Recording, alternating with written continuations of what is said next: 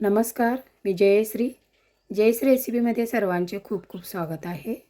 तर आजची रेसिपी आहे आंबा भडंग. कमी साहित्यात झटपट अशी होणारी आजची आंबा भडंग सुक्की भेळ कशी बनवायची आहे पाहूया. चला त्याचा आता आपण संपूर्ण व्हिडिओ. तर सुरुवातीला एक बाउल घ्यायचा, त्यामध्ये सर्व आंबा भडंग हे काढून घ्यायचं. सर्वच जण अगदी आवडीने खातील अशी आपली आजची रेसिपी आहे. त्यामध्ये याच्यानंतर बारीक चिरलेला कांदा घातला,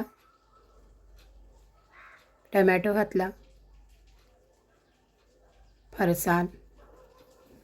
कांदा टमॅटो आपल्या आवडीनुसार याच्यामध्ये घातलं तरीही चालेल. ही जी आहे ती कच्ची कैरी आहे, तिखट मीठ लावून ठेवलं होतं मी याला, ती घालायची. त्यानंतर याच्यामध्ये बारीक शेव घालायची, भरपूर अशी बारीक चिरलेली कोथिंबीर घालायची. सर्व कांदा कोथिंबीर हे घातल्यानंतर भेळ आपली व्यवस्थित चमच्याने सर्व मिक्स करून घ्यायचं.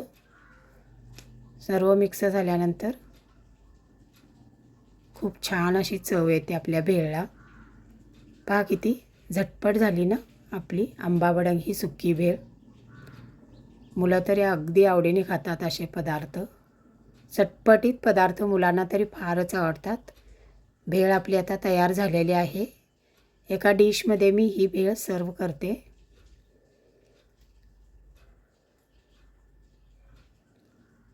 आंबा भडंग हे तयार असल्यामुळे याच्यामध्ये आपल्याला एक्स्ट्रा असं काहीच घालायला लागत नाही. पहा तयार झालेली आहे आपली ही सुक्की आंबा भडंग भेळ. वरून अशी भरपूर कोथिंबीर घालायची. त्यानंतर याच्यावरती बारीक शेव घालायची. वा, काय छान दिसत आहे आपली भेळ.